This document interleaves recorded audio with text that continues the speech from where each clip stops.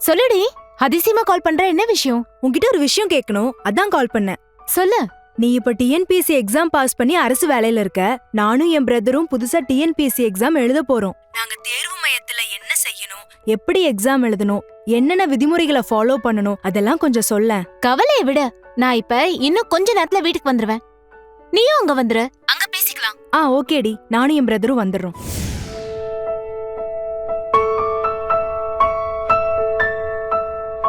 உனக்கு கொடுக்கற ஹால் டிக்கெட்ல இருக்கிற அறிவுரைகளை முதல்ல நல்லா படிக்கணும். அதுல குறிப்பிட்டிருக்கிற இன்ஸ்ட்ரக்ஷன்ஸ தவறாம கடைபிடிக்கணும். கொஞ்சம் விவரமா சொல்றியா? அப்பதானே புரியும். தேர்வு காலையில 9:30 மணிக்கு தொடங்கும். நீ 1 மணி நேரத்துக்கு முன்னாடியே hall ticket, black ink ball point பேனா, ஹால் டிக்கெட்ல கேட்கப்பட்டிருக்கிற ஏதாவது ஒரு அடையாள அட்டையை எடுத்துக்கிட்டு கரெக்டா 8:30 மணிக்கு தேர்வு மையத்துல கண்டிப்பா இருக்கணும். ஹால் டிக்கெட் முன்கூட்டியே உங்களுக்கு கிடைக்கிறதால அந்த தேர்வு மையம் எங்க இருக்குன்னு முன்கூட்டியே தெரிஞ்சு வச்சுக்கிறது நல்லது. அதனால நீங்க 8:30 மணிக்குள்ள குறிப்பிட்ட தேர்வு மையத்துக்கு டவுட் இல்லாம போய் சேர்ந்துடலாம். நீங்க லேட்டா போயிட்டு ஆட்டோ கிடைக்கல, பஸ் கிடைக்கல, டிராபிக் என்ன காரணம் சொன்னாலும் உள்ள அனுமதிக்க மாட்டாங்க. சார், எக்ஸாம் எழுதணும். 30 நிமிஷத்துக்கு முன்னாடி கேட்டை க்ளோஸ் பண்ணோம். மணி 9 ஆச்சே. சாரி சார், லேட் ஆயிடுச்சு. நான் ஒன்றும் பண்ண முடியாதுமா, தேர்வாணைய உத்தரவுப்படிதான் நடக்க முடியும். ஓகே, அப்ப நாங்க 8:30 மணிக்கு அங்க போயிடுறோம். உள்ள போனதும் டிஸ்ப்ளே போர்டுல இருக்கிற உங்களோட ரெஜிஸ்டர்ட் நம்பரை பார்த்து உங்களுக்கு ஒதுக்கப்பட்டிருக்கிற அறைக்கு போயிடணும். ஏய், தேர்வு மையத்துக்குள்ள மொபைல் போன், ஹேண்ட்பேக் இதெல்லாம் எடுத்துட்டு போலாமா? டிஜிட்டல் வாட்ச், இயர்போன், ப்ளூடூத் இதெல்லாம் எடுத்துட்டு போலாமா? அலோட் இல்ல ப்ரோ.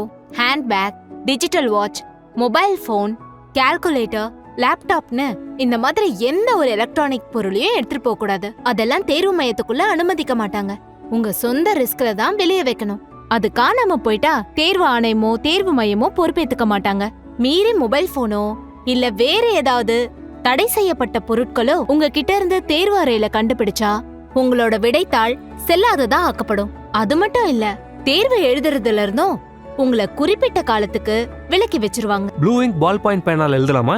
இப்பதானே சொன்னேன், கூடவே கூடாது. பிளாக் இங்க் பால் பாயிண்ட் பேனால மட்டும்தான் எழுதணும். வட்டத்தை கருமையாக்கணும், கையெழுத்து போடணும். பென்சில்லையோ இல்ல வேற கலர் பேனாலையோ, இங்க் பேனாவையோ இல்ல ஜெல் பேனாவையோ பயன்படுத்தினா உன்னோட விடைத்தாள் செல்லாததா ஆக்கப்படும். ஓகே, அப்ப நாங்க black ink ball point pen, hall ticket, ID proof இத மட்டும் எக்ஸாம் ஹாலுக்குள்ள எடுத்துட்டு போறோம். நீங்க உள்ள போன உடனே உங்க அறை கண்காணிப்பாளர் உங்களோட ஹால் டிக்கெட்டை பார்த்து உங்க இடத்துல உட்கார வைப்பாங்க. அங்க இருக்கிற பெஞ்சில உங்களோட போட்டோ, பெயர், பதிவு எண் இது எல்லாமே உங்களோடது தானான்னு தெரிஞ்சு உட்காரணும். தவறான இடத்துல உட்கார்ந்தீங்கன்னா உங்களோட விடைத்தாள் செல்லாததா ஆக்கப்படும். அது மட்டும் இல்ல, தேர்வு எழுதுறதுல இருந்தும் உங்களை குறிப்பிட்ட காலத்துக்கு விலக்கி வச்சிருவாங்க.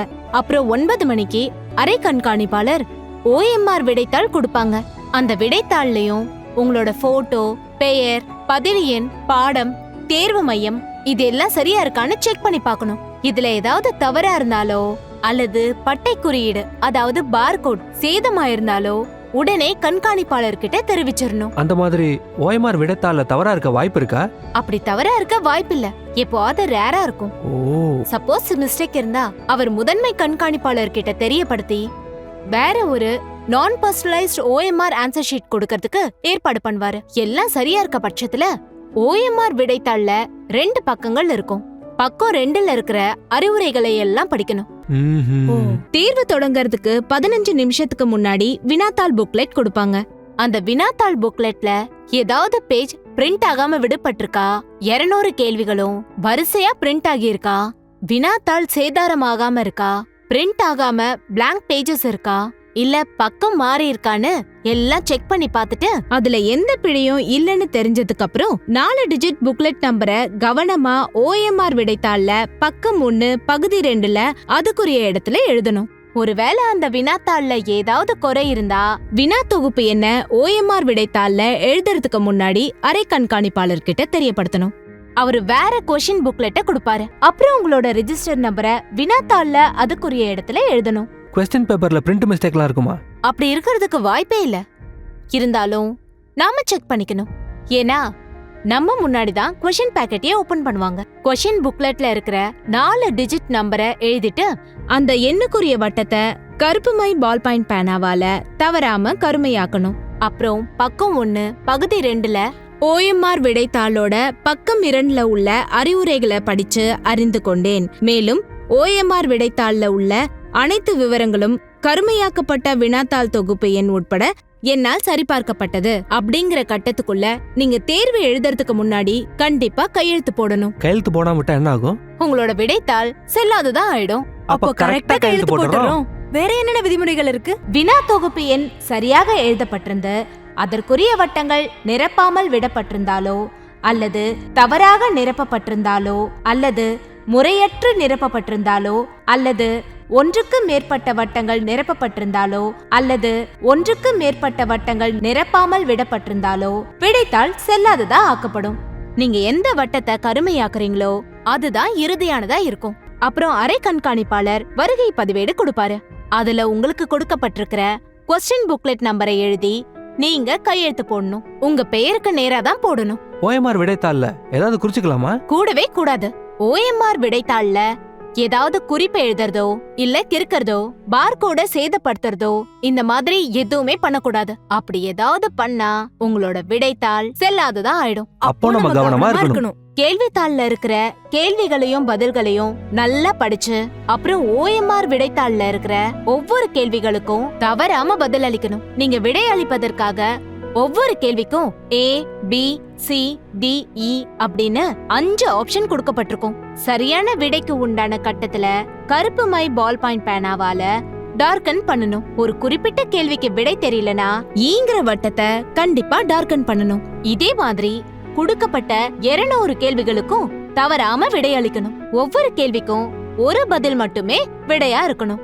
ஒன்றுக்கு மேற்பட்ட வட்டங்களை நீங்க கருமையாக்கி இருந்தா அதுல ஒரு விடை சரியானதாவே இருந்தா கூட அந்த கேள்விக்கான விடை தவறானதாவே கருதப்படும். மதிப்பெண் வழங்கப்படாது. உதாரணத்துக்கு நீங்க பி வட்டத்தை கருமையாக்கிட்டு அது தப்பு அப்படின்னு முடிவு பண்ணி டி வட்டத்தையும் கருமையாக்கி அதை அடையாளம் காட்டுறதுக்காக அதுக்கு ஒரு ரைட் போட்டு இதுதான் சரியானது அப்படின்னு காட்டினாலும் தவறானதாவே கருதப்படும். மார்க் வழங்கப்படாது. நீங்க விடைக்கான வட்டத்துல இந்த மாதிரி டார்க்கன் பண்ணாம இப்படி டிக் மார்க்கோ இன்ட் மார்க்கோ புள்ளியோ இல்ல பகுதி ஷேட் பண்ணியோ இல்ல வட்டத்துக்குள்ள வட்டம் போட்டாலோ உங்களோட விடைத்தாள் செல்லாததா ஆயிடும். அதனால சரியான முறையில வட்டத்தை கருமையாக்குங்க. அப்படி நீங்க எந்த ஒரு கேள்விக்கும் அதற்குண்டான விடை வட்டத்தை கருமையாக்காம வெறுமையா விட்டிருந்தா உங்களோட மொத்த மதிப்பெண்ல இருந்து 0.5 குறைக்கப்படும். எல்லா கேள்விக்கும் விடை அளிச்சதுக்கு அப்புறம் ஓஎம்ஆர் விடைத்தாள எக்ஸாம் ஹால்ல வச்சுட்டு வந்துடலாமா? அப்படியெல்லாம் வரக்கூடாது. எக்ஸாம் முடியற வரைக்கும் எக்ஸாம் ஹால்ல தான் இருக்கணும். இன்னும் ஓஎம்ஆர் விடைத்தாள்ல நீங்க செய்ய வேண்டியது நிறைய இருக்கு. எல்லா கேள்விகளுக்கும் ஓஎம்ஆர் விடைத்தாள்ல முறையா விடை அளிச்சதுக்கு அப்புறம் பக்கம் 1 வரிசை எண் 4ல 200 வினாக்களுக்கும் அது தொடர்பான விடைக்குரிய வட்டத்தை கருமையாக்கி விட்டீர்களா அப்படின்னு கேட்கப்பட்டிருக்கும். எல்லா கேள்விகளுக்கும் விடை அளிச்சிருந்தா எஸ் என்ற வட்டத்தை கருமையாக்கணும். ஏதாவது கேள்விக்குரிய வட்டத்தை கருமையாக்காம விடப்பட்டிருந்தா நோங்கிற வட்டத்தை கருமையாக்கணும். அதான் விடை தெரியலனா ஈங்கிற வட்டத்தை கருமையாக்குறோமே, அப்புறம் எப்படி விடுபடும்? ஈ வட்டத்தை கருமையாக்கி இருந்தா எல்லா கேள்விக்கும் பதில் இருக்கும். ஒருவேளை கருமையாக்காம விட்டிருந்தா எத்தனை கேள்விகளுக்கு பதில் அளிக்கல அப்படிங்கறத பார்த்து அதற்குரிய பாக்ஸ்ல கட்டாயம் குறிப்பிடணும். உதாரணத்துக்கு நீங்க 2 கேள்விக்கு பதில் அளிக்கலனா நம்பரால 2ன்னு எழுதணும். அதுக்கப்புறம் ஓஎம்ஆர் விடைத்தாள்ல உங்களோட இடது கை பெருவிரல் ரேகைய பக்கம் 1 வரிசை எண் 5ல அதுக்குன்னு ஒதுக்கப்பட்ட இடத்துல பதிவு செய்யணும். விரல் ரேகையை பதிவு செஞ்சதுக்கு அப்புறம் அந்த மை ஓஎம்ஆர் விடைத்தாளோட எந்த பகுதியிலயும் பட்டுடாம பாத்துக்கணும். ஒருவேளை ஓஎம்ஆர் விடைத்தாள்ல நம்ம கைரேகையை பதிவு பண்ணாம விட்டா நீங்க வாங்கின மொத்த மதிப்பெண்ல இருந்து 0.5 மதிப்பெண் குறைக்கப்படும். அதனால மறக்காம ஓஎம்ஆர் விடைத்தாள்ல உங்களோட விரல் ரேகைய பதிவு செஞ்சிருங்க. உங்க விடைத்தாள்ல நீங்க குறிப்பிட்டிருக்கிற அனைத்து விவரங்களுக்கும் நீங்க தான் பொறுப்பாவீங்க. அதனால கவனமா விவரங்களை பூர்த்தி செய்யுங்க. தேர்வு முடிஞ்சதுக்கு அப்புறம் உங்களோட ஓஎம்ஆர் விடைத்தாள கண்காணிப்பாளர் கிட்ட ஒப்படைச்சிட்டு தான் போகணும்.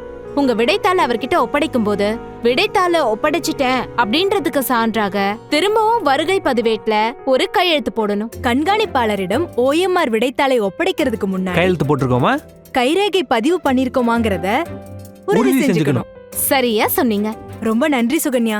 நான் சொன்னதை நீங்க நல்லா புரிஞ்சுக்கிட்டீங்களா? நல்லா புரிஞ்சுக்கிட்டோம். கேளுங்க, பிளாக் இங்க் பால் பாயிண்ட் பேனா தவிர வேற எந்த இங்கு பேனாவிலையாவது நம்ம விடைத்தாள நிரப்பியிருந்தாலோ, ஓஎம்ஆர் விடைத்தாள்ல நாம ஏதாவது குறிப்புகள் எழுதியிருந்தாலோ, ஓஎம்ஆர் விடைத்தாள் பக்கம் 1 இல்ல நம்ம கையெழுத்து போடாம விட்டிருந்தாலோ, 4 டிஜிட் கொஸ்டின் புக்லெட் நம்பரை ஓஎம்ஆர் விடைத்தாள்ல எழுதி அந்த நம்பருக்குரிய வட்டத்தை சரியா கருமையாக்காம விட்டிருந்தாலோ நம்மளோட விடைத்தாள் செல்லாதாக்கப்படும். விடைத்தாள்ல இருக்க ஆன்சர்ஸ கருமையாக்காமலோ, கைரேகை பதிவு செய்யாம விட்டாலோ 0.5 மார்க் குறைக்கப்படும். எப்படி? Super, all the best.